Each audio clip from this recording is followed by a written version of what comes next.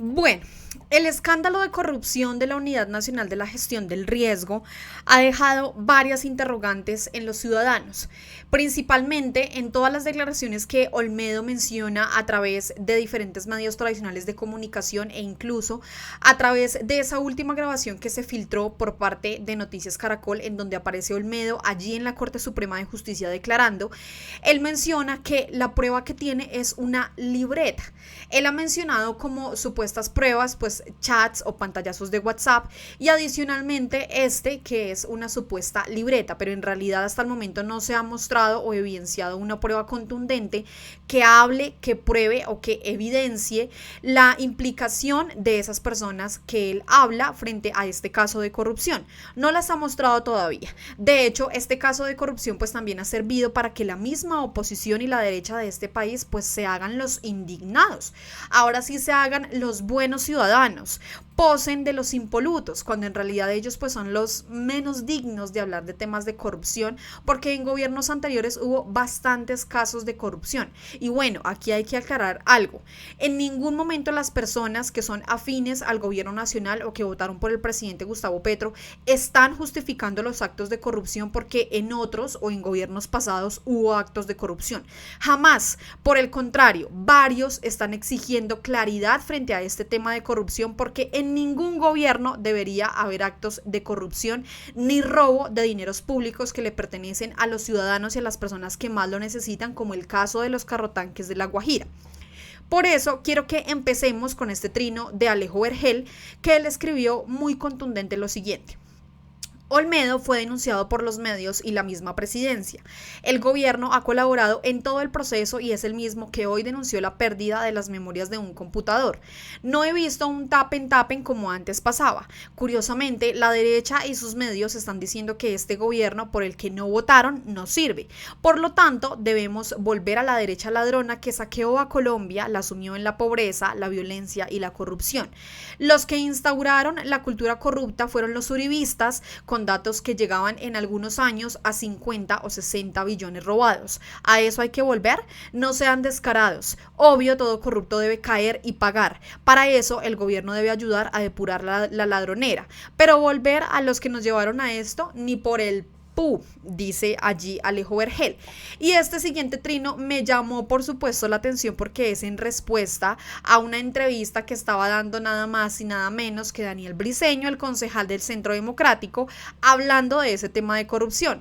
Y Jair escribió: un integrante del Centro Democrático dando cátedra de ética y moral. Sería como si Ramón Yesurún lo pusieran a darle clases a niños de buen comportamiento.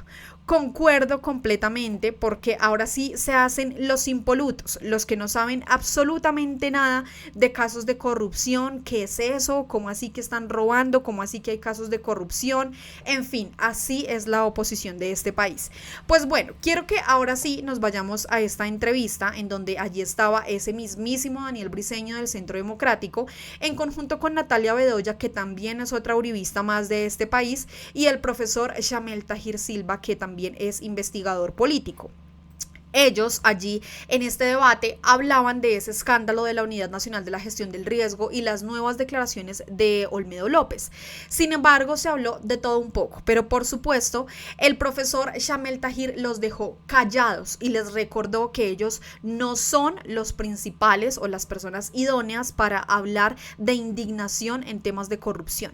Vamos a empezar este debate con las declaraciones que dio allí Daniel Briceño. Tenemos que lamentablemente escucharlo a él primero y luego a Natalia Bedoya para que ahí sí pasemos a la magistral respuesta que dio el profesor Shamel Tahir.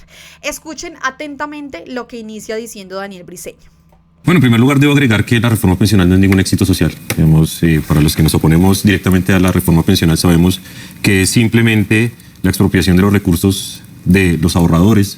Expropiación. Ellos siguen utilizando ese término de expropiación por parte supuestamente del gobierno nacional, cuando es mentira. La falsa narrativa y el miedo que utiliza el Centro Democrático es típico. De más de 20 millones de ahorradores de ciudadanos que hoy no tienen libertad de escoger entre un fondo privado y un fondo público, pero esa es otra discusión que daremos ante la Corte Constitucional en los próximos días. En segundo lugar, yo creo que es importante establecer, pues para el presidente vuelve nuevamente a ser objetivo la prensa. Entonces vuelve a atacar a Ricardo Ospina, que es sin duda el mejor periodista que tiene este país. Que es el mejor periodista que tiene este país. Él defiende a esos periodistas que se hacen llamar periodistas, pero que lo único que hacen es difundir información falsa y calumniosa en contra del presidente Gustavo Petro.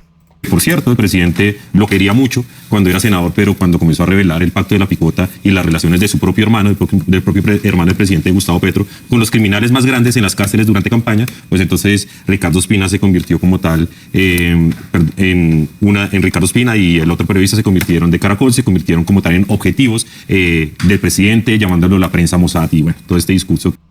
Objetivos del presidente, eso suena bastante amenazador, diría yo. Objetivos del presidente. El presidente nunca ha declarado objetivo a ningún periodista, jamás. Que el presidente echa todos los días. En tercer lugar, recordarle aquí al profesor que se le olvidó mencionar un clan en Córdoba muy importante, que es el clan Calle, que es el petrismo en pura sangre de Córdoba, que por cierto son muy cuestionados. Tienen al señor padre muy cuestionado por robos, hurtos, corrupción en temas de acueducto en los municipios. Entonces yo creo que también es importante mencionar los clanes petristas, que son varios: Julián Bedoya, el senador Trujillo, el representante Andrés Calle, el senador Roy Barreras, Benedetti, Clan Torres. Yo creo que es importante que cuando hablemos del Partido Conservador y el Partido Liberal también hablemos de los liberales y conservadores que son petristas, porque eso soy la coalición. En cuarto lugar, conservadores petristas. Es decir, que le está diciendo que supuestamente el Partido Conservador es petrista, que los liberales son petristas. es importante establecer que el presidente lo que está haciendo es lavarse las manos. Entonces él siempre echa para atrás, y yo aquí no vengo a negar la corrupción de ningún gobierno. Yo siempre lo he dicho abiertamente: si en el Centro Democrático, en el gobierno de Iván Duque hubo corrupción, que así se juzgue, se investigue y demás. Pero esta no es la excusa para venir a tapar hoy uno de los escándalos más grandes de corrupción, porque estamos hablando de aquí de 1.4 billones que se destinaron desde la Unidad Nacional de Gestión de Riesgo bajo unas emergencias para comprar políticos. No es ninguna excusa, como lo mencioné al inicio de este video. En ningún momento los petristas, el gobierno nacional o las personas afines a este gobierno están justificando lo que sucedió porque anteriormente haya pasado. Eso es una completa mentira. En ningún lado he leído yo que entonces porque hubo corrupción antes, entonces puede haber corrupción ahora. Falso completamente. Entonces es importante aquí que el presidente pues asuma la responsabilidad, porque él dice que asume pero no asume. El contratista que firmaba los contratos, por ejemplo de carrotanques, hoy está nombrado de directivo en la UGPP, entidad que el presidente Gustavo Petro le entregó a Julián Bedoya. Eso no es asumir una responsabilidad política. Que la persona que fue el articulador de los carrotanques esté hoy en un alto cargo del gobierno, en una entidad controlada por Julián Bedoya, que es un delincuente, amigo del presidente Gustavo Petro, pues yo creo que eso no es asumir responsabilidades políticas. Si hay responsabilidades políticas, que las asuman de verdad, pero lo que está haciendo el presidente es lavarse simplemente las manos. Bueno, esas son las lamentables palabras que tenemos que aguantarnos de Daniel Briceño al escucharle las necesidades que él dice, pero ahora entonces tenemos que aguantarnos las palabras de Natalia Bedoya. Escuchemos lo que dice esta uribista para pasar ahora sí a esa magistral respuesta por parte del profesor y analista político Shamel Tahir. Presten atención, por favor. Bueno, la declaración del presidente Petro me acuerda mucho al expresidente Samper y al expresidente Santos cuando decían: todo fue a mis espaldas, me acabo de... Y no menciona a Uribe, ¿no? La descarada no menciona a Uribe, que también él menciona que supuestamente todos los falsos positivos, las convivir que luego se convirtieron en grupos paramilitares, la violencia, el conflicto armado fue a sus espaldas. Es decir, todas las personas, todos los coroneles, todos hicieron todo lo que hicieron a sus espaldas. Los casos de corrupción a sus espaldas. A Uribito sí no lo menciona para nada. Enterar es el típico argumento que utilizan algunos líderes políticos para lavarse las manos de algo que está pasando dentro de su gobierno. Y es que aquí los otros panelistas hablaban de que clanes políticos, pero es que recordemos que Olmedo López pertenece al grupo político del presidente Gustavo Petro. A Olmedo López lo nombró Gustavo Petro.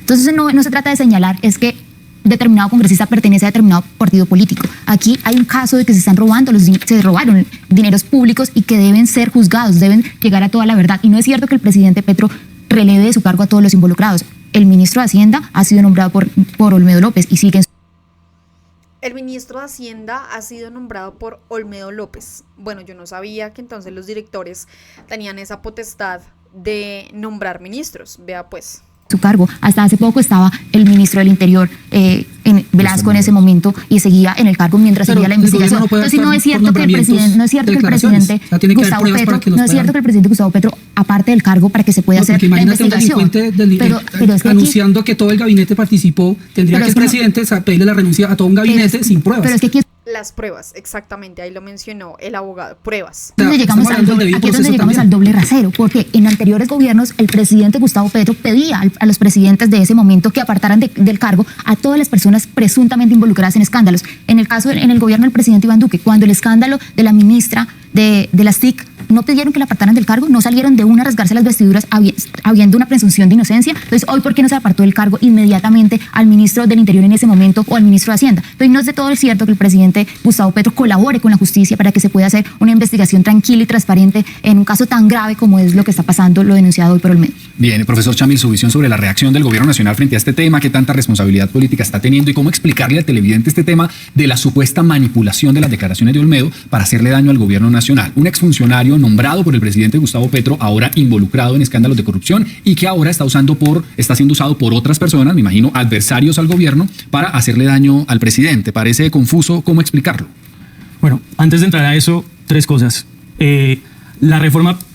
La disputa por las pensiones en Colombia es un perfecto ejemplo de lo que mencionaba ahorita de la captura estatal, ¿sí? El problema es que se le va a quitar las ganancias que vienen teniendo desde los últimos 30 años, tanto el Grupo Aval como el Grupo Empresarial Antioqueño, con el dinero que deposita la mayoría de los colombianos, que tendría que ser para pensionarse, pero que hasta ahora solo ha pensionado al 18% de las personas que se pueden pensionar en Colombia, ¿sí? Esa es la disputa y a eso me refiero con captura estatal. Es absolutamente legal lo que hicieron, pero es totalmente ilegítimo, ¿ya? Y esa es la verdadera molestia. Entonces sí es un triunfo social. Pregúntenle a los 3 millones de personas de la tercera edad que van a poder acceder a un subsidio en estos momentos y que no lo tenían antes. Lo segundo, en cuanto a lo que se mencionaba de Ricardo Ospina, yo no estoy de acuerdo con ese mito liberal de que a la prensa... Perdón. No se le puede criticar, ¿sí? Sobre todo si estamos hablando de algo evidente, y es que hay demasiadas falsas noticias y manipulación en redes sociales sobre lo que hace o no hace este gobierno. Sobre todo cuando el presidente tiene pues unas redes sociales tan potentes. No se le puede simple y llanamente exigir que no diga nada. Y pues a mí me sorprende que el concejal le parezca bien a unos periodistas, pero otros los trata de bodegueros. O sea, unos medios de comunicación sí le gustan, otros no. Cuando la FLIP ataca al gobierno, no critica al gobierno, le parece bien, pero cuando la FLIP lo llama al orden y le exige que respete el periodismo, pues ahí sí ya no le parece lo que piensa la FLIP. En 3 oportunidades, la Fundación para la Libertad de Prensa le ha enviado cartas y le ha enviado solicitudes a Daniel Briceño para que deje de estigmatizar a los periodistas de RTVC, porque a ellos sí él los llama bodegueros. Según él, los periodistas de RTVC son bodegueros, pero los de los demás medios tradicionales de comunicación son los mejores del país. En cuanto a los contratistas, yo no creo que los contratistas sean petristas o antipetristas. Eso hace parte de una discusión bien gruesa que es esta de la captura del Estado, y es verdad, Luis Eduardo López Rosero es el contratista directamente involucrado con los carrotanques, también ha estado involucrado con temas de licores, también estuvo involucrado en la gobernación de Camilo Romero en Nariño. Entonces es un personaje que está en un proceso de investigación y en estos momentos está colaborando. Y pues sobre lo que se mencionaba de Olmedo López, o lo que se mencionaba de que no es cierto que el presidente Petro ha actuado de manera diferente que otros gobiernos. Las primeras investigaciones que se dan sobre este tema se dan desde los medios de comunicación en diciembre. Ya en febrero, el secretario de Transparencia estaba no solo compulsando copias para que se investigara a Olmedo López, sino que posteriormente, de manera muy rápida, cuando ya pues se presentan las pruebas, no solo se le exige la renuncia a Olmedo, se le exige la renuncia a Sandra Ortiz, la consejera presidencial, y se le exige la renuncia también, al secretario de Transparencia. No fue mencionado en primera instancia, él la presenta, pero el presidente le dice pues que no era necesario. ¿Y bajo qué criterios salen unos y no otros? Las pruebas, sí, porque no es suficiente con las declaraciones. No puede ser que mañana Natalia se le ocurra decir que tal personaje del gobierno pues está involucrado en corrupción y por solo esa declaración pues el presidente esté obligado.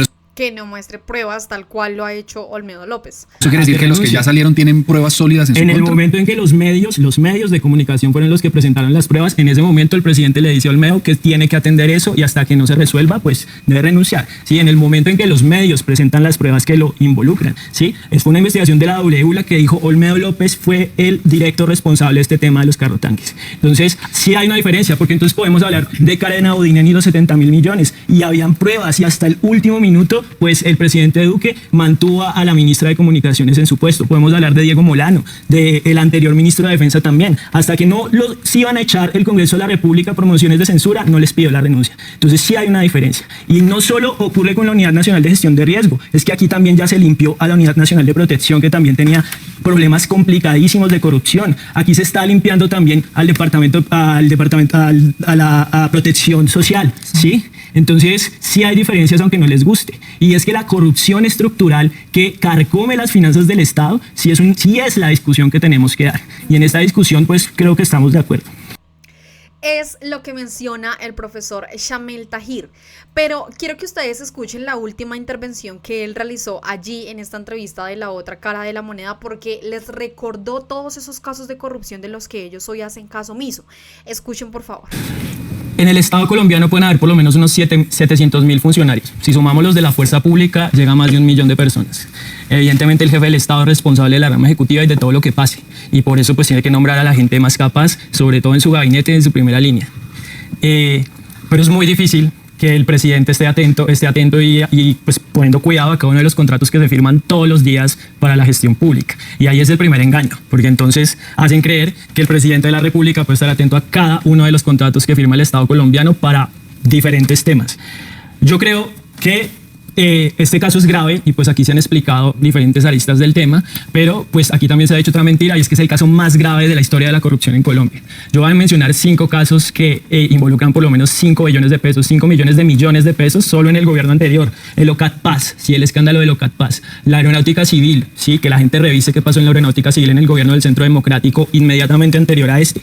Que revisen lo que pasó también con la Unidad Nacional de Gestión de Riesgo y su director José González. Que revisen lo que pasó con el Fondo de Reparación para la Unidad de Víctimas, más de 2.000 bienes de ese fondo en una situación irregular. Que revisen lo que pasó con la Unidad Nacional de Protección. Cuando llegó este gobierno y colocó un nuevo director, lo que pasó a los pocos meses es que casi lo matan, sí, casi lo matan en la puerta de su casa, precisamente porque llegó a ¿qué? A limpiar todos los problemas que tiene esa institución, sí. Que revisen con lo que pasaba con la SAE. Cuando llegó este gobierno y hizo la revisión de un reporte de por lo menos 57% de los bienes de la SAE que estaban en una situación totalmente irregular, sí. Que revisen lo que pasó también con Protección Social y los más de 22.000 millones que se entregaron a gente muerta en el gobierno inmediatamente anterior a este. Entonces, no es cierto que la situación de este gobierno sea igual, equiparable o peor a lo que pasaba en gobiernos anteriores. Y sí es cierto, y lo digo acá, que de lo que tenemos que hablar es de la corrupción estructural, porque el Estado colombiano ha sido fuente de riqueza para las élites en este país, y eso es lo que les molesta tanto, porque la presidencia de la República es capaz de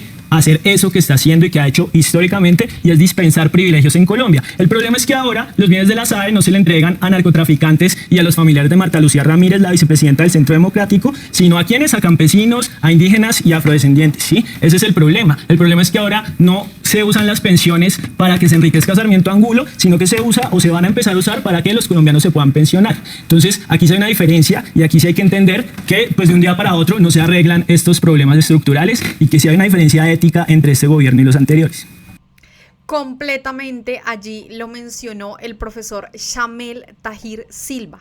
Este gobierno no es equiparable y no es comparable con el gobierno pasado, eso es completamente claro.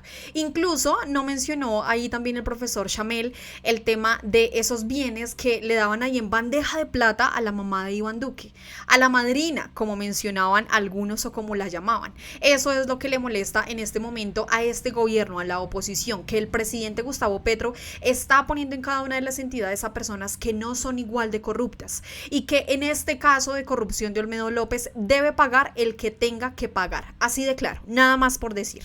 Ustedes a través de los comentarios cuéntenos qué opinan de este tema, los leemos a todos, invitados a compartir, a suscribirse, y yo atenta siempre a leerlos. Gracias por llegar hasta esta parte del video. Chao a todos.